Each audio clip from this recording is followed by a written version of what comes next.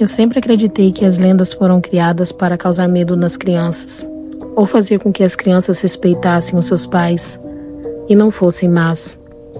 Mas por que inventariam a lenda que o suposto bicho-papão viesse pegar somente as crianças boas?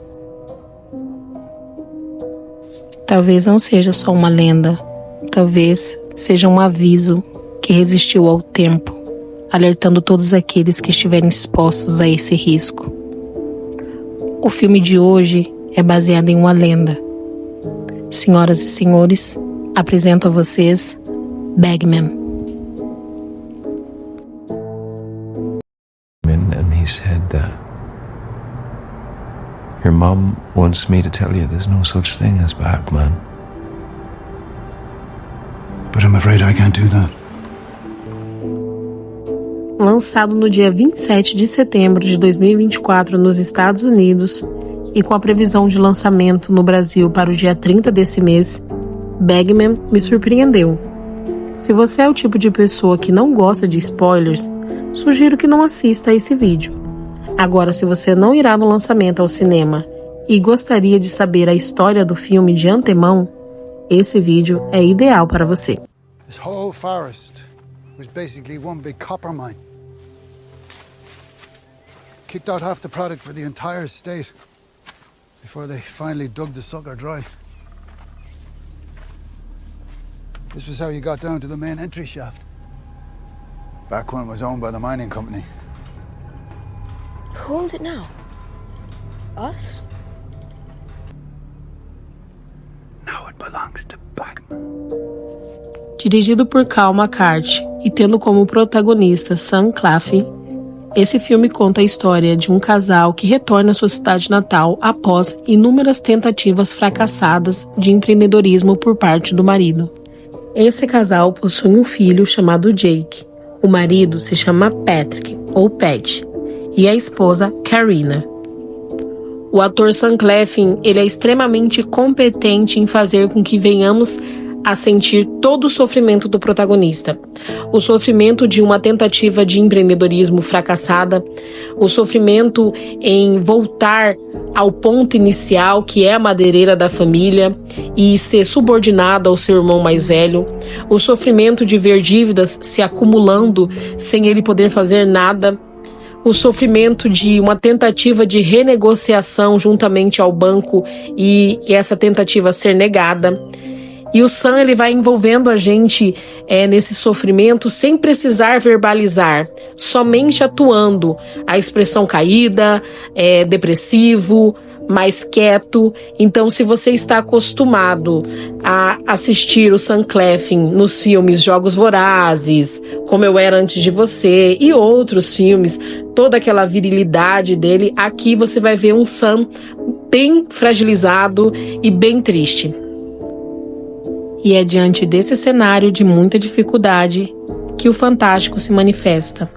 E quando eu digo fantástico, eu me refiro ao gênero literário fantástico, que são narrativas que trazem no seu contexto elementos sobrenaturais ou surreais, nos quais não são aplicáveis as leis da física. Voltando ao filme, Patrick reside na antiga casa de sua família. Atrás dessa casa tem uma floresta, e é dali que ele começa a ouvir barulhos estranhos. Patrick até chega a comentar com seu irmão, que diz que pode ser um gambá ou jovens se divertindo como eles faziam na infância. Patrick rebate e diz que parecia ser um homem, mas o seu irmão o ignora. A relação de Pat com seu irmão mais velho, Liam, me conectou muito ao filme, porque é o tipo de relação que acontece muito dentro das famílias. É aquele irmão mais velho que deprecia os sonhos do irmão mais novo, que é severo, que ignora os medos. E isso fez com que eu me conectasse mais ainda com Pat, que eu tivesse mais empatia, porque o Liam é a única família de sangue do Pat que nos é apresentado ao longo do filme.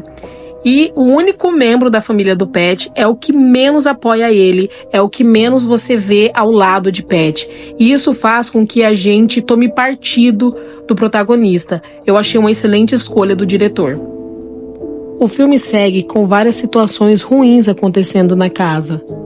Pat acredita ser um invasor que queira fazer mal à sua família ou sequestrar o seu filho. A polícia sempre está presente quando esses eventos acontecem, porém não resolvem nada.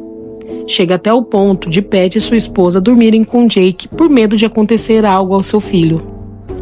Corajosos, é perceptível que Pat trata toda aquela situação como se fosse algo não sobrenatural.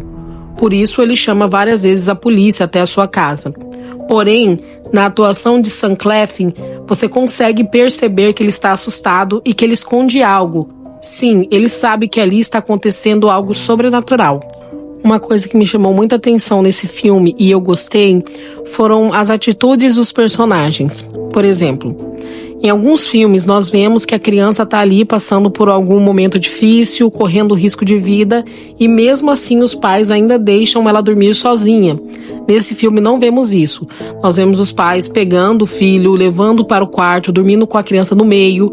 Toda essa proteção que nós mesmos faríamos se tivesse nessa situação. Então essas atitudes que são muito reais, que nós faríamos na vida real, é algo que me chamou a atenção e trouxe essa veracidade para o filme. Antes que eu me esqueça, o Pat tem um hábito de entalhar figuras. Então ele passa parte do filme ali com um canivete e pequenos pedaços de madeira e ali ele vai entalhando figuras. É importante eu dizer isso porque a gente sempre vê a câmera dando foco quando ele está entalhando algo ou nas figuras dele, mas a gente não entende, a gente só pensa assim, ossos do ofício, né? Mas não, tem algo além.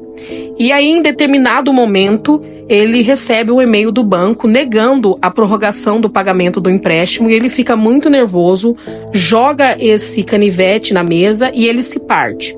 Em seguida, a gente vê o Pat jogando na lixeira e muito reflexivo fazendo isso.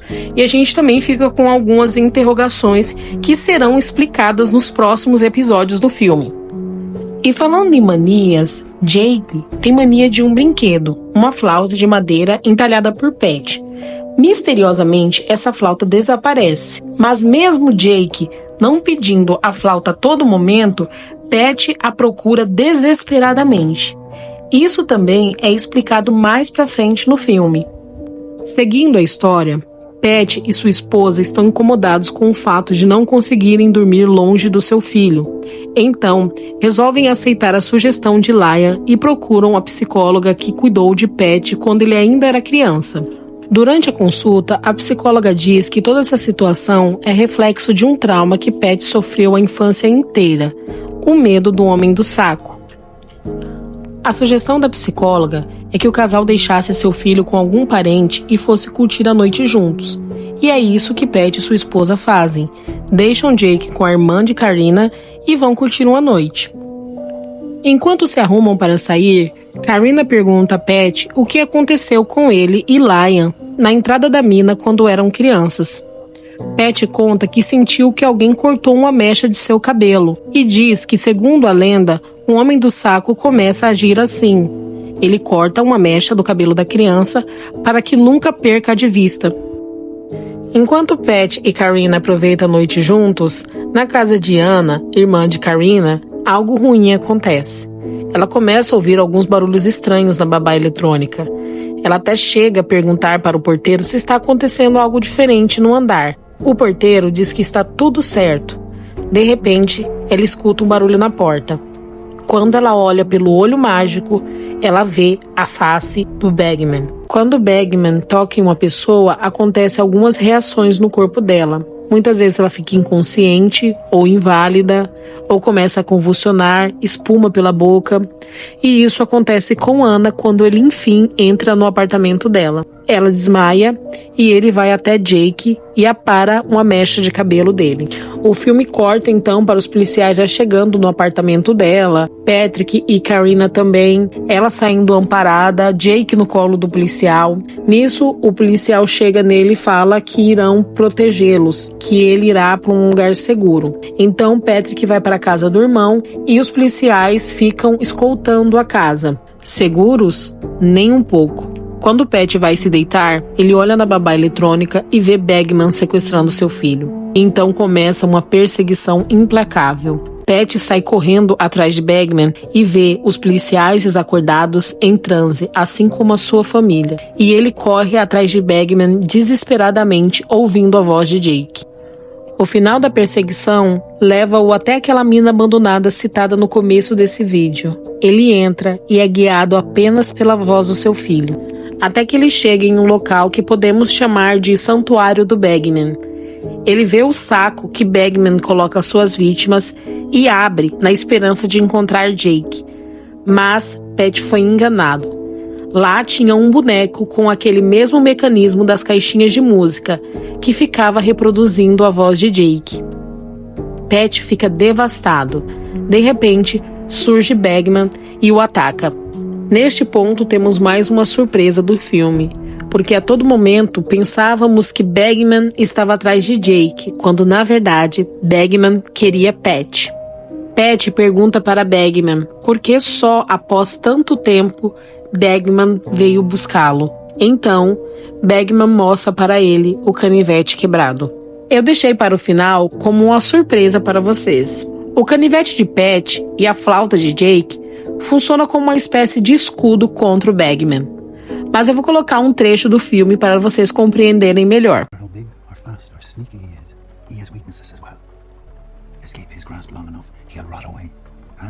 He cannot lay a single skinny finger on you, not as long as you have this. You see, every kid's got something that means more to them than anything else in the world.